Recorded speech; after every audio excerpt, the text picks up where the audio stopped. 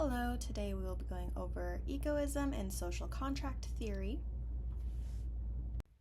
Psychological egoism says that everything we do is self-serving. This is an objective claim that says this is not how we should act, but rather how we do act. So even when we think that we are being altruistic or acting for the sake of others, we are not. We simply act because we want to. So in other words, if self-sacrificing behavior, such as rescuing someone from a burning building or even jumping into shark-infested waters to save a drowning child, is what one wants most, then it would be in one's best self-interest to do so. The goal of one's actions is to further one's best self-interest, and that's agreed upon by many philosophers. However, they tend to disagree about the understanding of one's best interest, and the text offers other ideas from Aristotle, Baruch Spinoza, and Max Stirner, pictured here on the right. Max believed that the goal of one's action was self-governance and does not need to take anyone else into consideration to achieve best interest. An objection to psychological egoism is the non-falsible theory.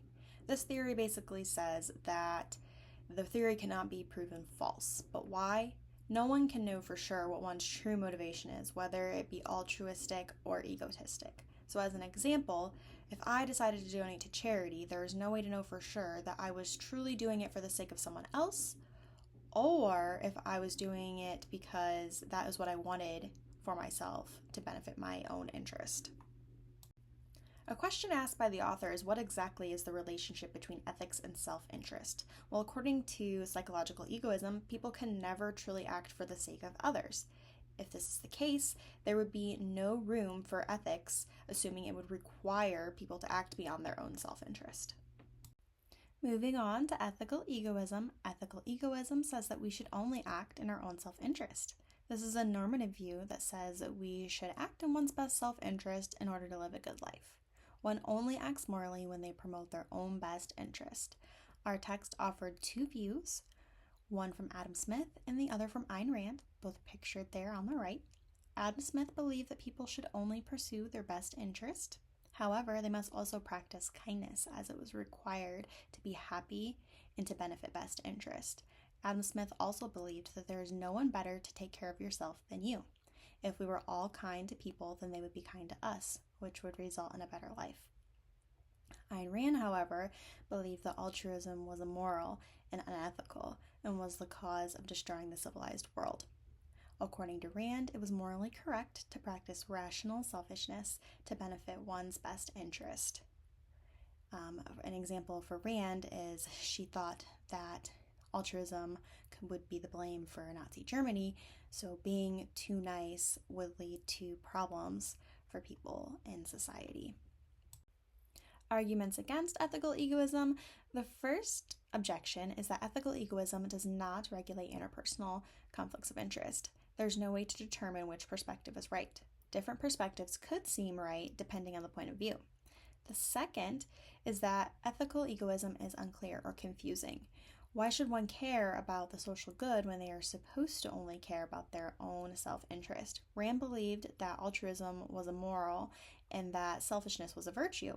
If this is true, why was she also concerned about the survival of civilization? It just seems contradicting. And the last is that egoism is actually not a moral theory at all, because it can't deal with interpersonal conflicts of interest and only requires individuals to follow their own personal interest. Next, we're going to talk about social contract theory. Social contract theory says that as rational and self-interested beings, it is in our own best interest to work with others. Working with others will require a set of rules or guidelines, and social contract theory provides reasoning as to why we should work with others. That is, that we must follow the rules and terms that we have agreed upon because it is morally correct. In order to understand the social contract theory, we must also understand the state of nature developed by Thomas Hobbes. He believed that before civilization, people lived in a survival-like state with no rules and no laws. Think cavemen times, anything for survival, anything goes. This is a normative view that one can do whatever is necessary for survival. According to the right of nature, he believed that even harming another person would be okay if it meant survival. Hobbes also believed that moral requirements are social conventions agreed upon for survival, such as if we are not going to harm this person, then nobody should harm this person, thus survival, which is the law of nature. The text also offered 2 additional views on the social contract theory, one from David Gauthier and the other from John Rawls. David did believe similarly to Hobbes, however, he did mention an inequality for social conventions. He mentioned that people with the upper hand would have little to no advantage to create something equal for those who are considered weak, especially if there were no fear for retaliation. He wondered, would they even follow what they had agreed upon? It would be the strong versus the weak. John Rawls, on the other hand, developed a social contract theory based on the position of equality. This means free and equal people would work together and agree upon a social contract using the veil of ignorance, causing them to be more neutral in the process and towards each other. The veil of ignorance basically says that no one knows anything about themselves, so they would not make or agree upon any rules that may be unfair to themselves, creating fairness for all.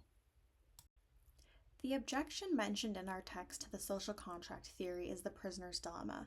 The prisoner's dilemma basically says we cannot guarantee that the other person will keep up their end of the bargain because there is always someone that will risk it all, even if there may be punishment. Which basically means that even though we set something in place for all of us to follow for fairness, there's no way to know for sure that everybody else is going to follow it. On to egoism and social contract theory, critical evaluation. So, psychological egoism says that everyone is selfish and we only do things to benefit ourselves. I do agree to the objection against this. To piggyback the falsibility theory, we would never know for sure. I mean, how would we know if someone was acting because it is in their own best interest? We wouldn't. And people probably have a tendency to, promote their own best interest, but we wouldn't really know for sure. We cannot prove that. For ethical egoism, I did not see this mentioned in the text, but my objection for this would, how could one truly practice kindness if they were only being kind to benefit themselves? This seems like narcissism would increase, which I found interesting because the case study that was mentioned with egoism is that people who express a great level of altruistic behavior would rank highly in narcissism.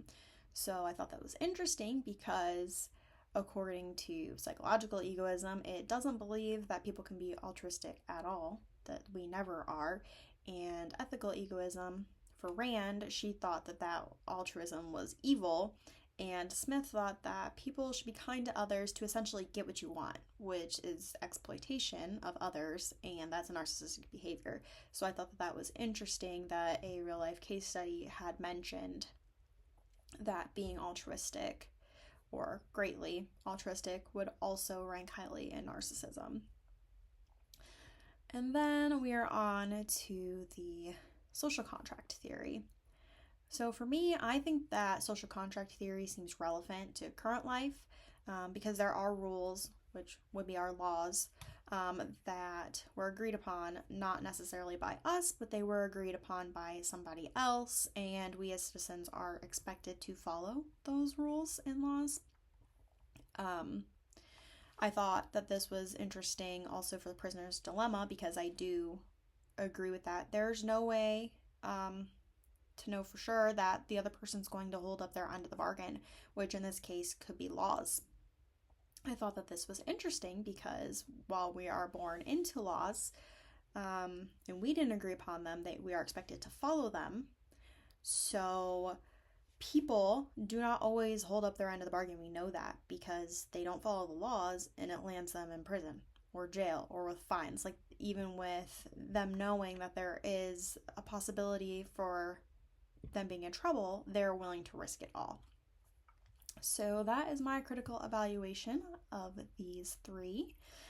But that wraps us up and brings us to the end of our presentation. Thank you.